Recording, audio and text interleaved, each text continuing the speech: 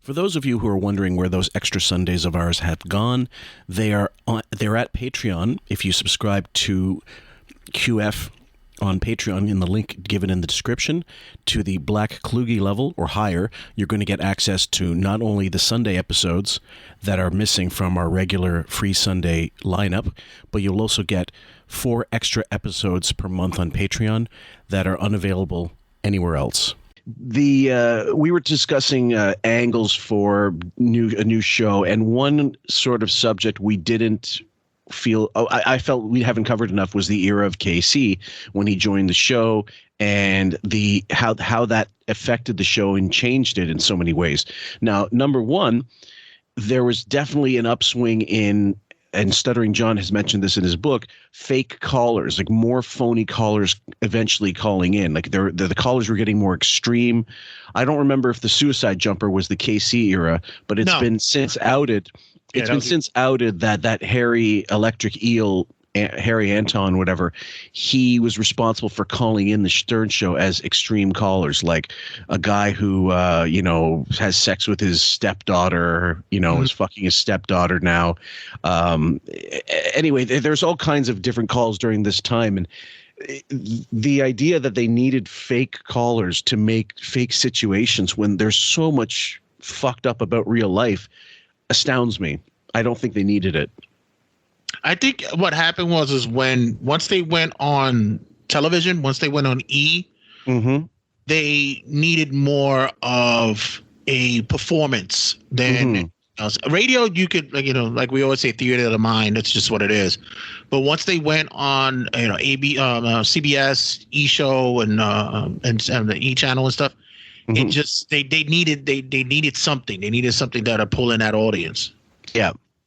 Well, I mean, this was also the era where they connected with the WWE, and you said Vince Russo was responsible for the synergy. Right. Russo was a Stern fan, and he began to bring in during the Attitude Era. Whack Packers. He would bring in Hank.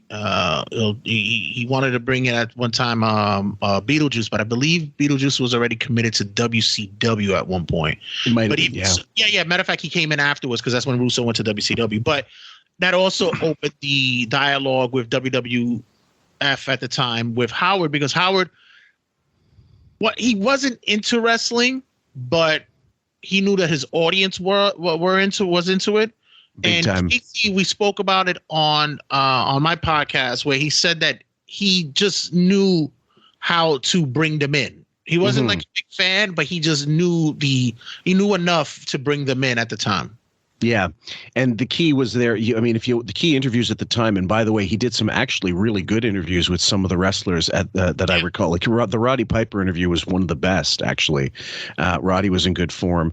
Bret Hart was in there. Booker T had that great interaction with Stuttering John. I love that one. They got they got him. White, which is a big show. They got him right after he got into an altercation with a patron at a bar. They got him, I think, a night or two right after it, and they delved into that. Yeah, and then I believe I think he got a couple divas as well at the time. And James, of course, being the host of Turnbuckle Tabloid, our sister show, he would know the ins and outs of this. But again, a lot of those interviews were, at that time, it's absolutely true that so many wrestling fans were fans of the Stern Show, and that doesn't bode well unfortunately, doesn't bode well for the intelligence level of the fans. But again, and me, I was a wrestling fan at the time as well, but I didn't really want to admit it. Listen, we were the highest of the IQs in a room of numbskulls. So basically,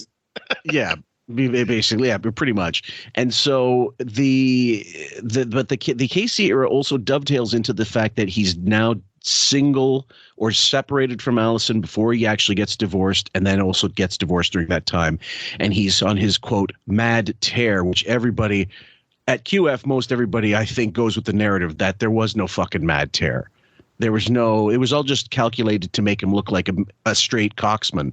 But I think that's the time when he was diving deep into dick, whatever he wanted, but mostly like he started going gay, basically. Even though he'll probably come out in the future as bi if he comes out at all, which again we don't give a fuck about. But I think it shows in the show, and one of the clips is what we're going to play. As one of the few clips that we've chosen, which is when Casey, and like Howard, Ralph, and Casey start watching this trans porn in, I think it's 99 or so. I looked up the stuff on Mark Spriggan and I couldn't pinpoint the exact date, but I know I stumbled across it while I was looking for something else, and I go, what the hell? They're doing this for research purposes. I remember. Yeah, I remember around the same time too. It had to be around 99, 2000 because Jackie was still around. Yes, absolutely. So that narrows it down as well. So we're going to get into that, and we're going to try to explore some of the points listed. Some of the key points in these three clips. I said I love that you bring me on the show. It's always exploring the possible gay aspect.